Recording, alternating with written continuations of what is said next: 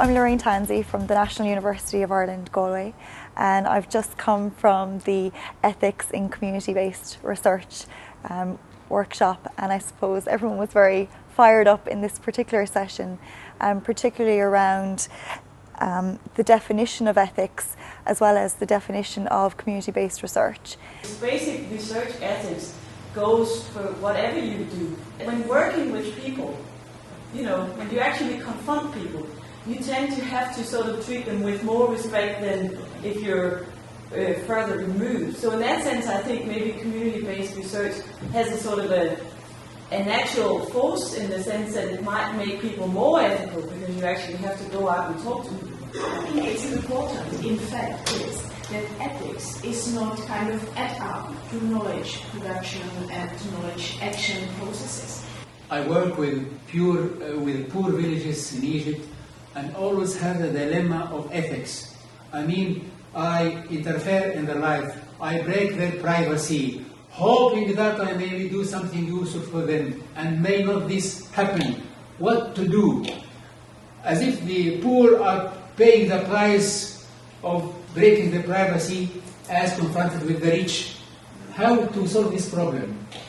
You're talking about ethics, but you never make clear which ethics. Looking at, I suppose, the concept of having in your institution an ethics review board and the role that they play, and maybe, I suppose, people struggling with the fact that you could have a review board, but really they don't provide you with an understanding of the ethical dilemmas you're going to face on a daily basis. The situation which we have right now in Canada is that all research which is conducted in academia and funded by three councils need to be reviewed by established research ethics boards. I don't know that this is the same in your context, but in Canada this is what we have. It's more important to change the practices of doing this kind of research than setting up a review board.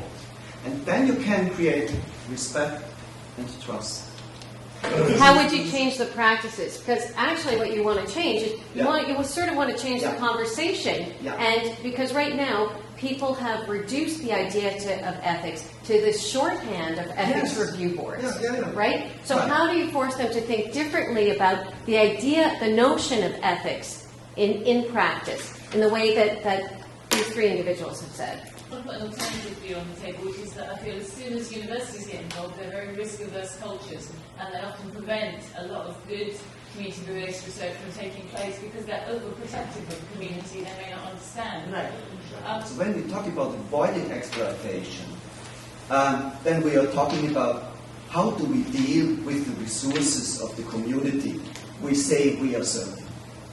People struggle with the ethics and community-based research. Many people had experienced ethical dilemmas whereby groups that they were working with had been over-researched and had negative feelings of research, and people coming from the institution as having not respected or trusted the relationship that's been built.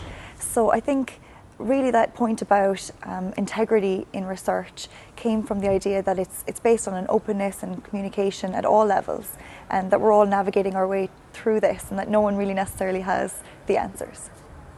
We're looking for community-defined solutions, right? What do the people that we're talking to, what do they suggest as the solutions? And we are thinking that maybe this is the problem in other places in the world, not only in Waterloo or Toronto. This is why we came to share with you what's happening in our place.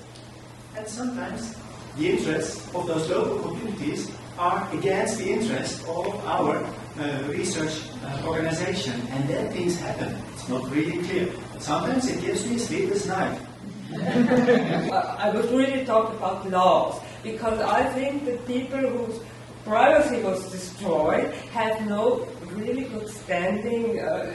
We can do what we want, we are not sanctioned. And I think there we should have to start discussion. I would really love it if people could give us some suggestions or email us, because I think that drawing on examples from other places will really be helpful. I would like to go back to our community and tell them what happened here. I suppose the key kind of conclusion was that ethical dilemmas occur not just only at the outset when you're designing your research, but right through to implementation and interpretation. And I suppose we all came from different disciplines, but we arrived at that conclusion.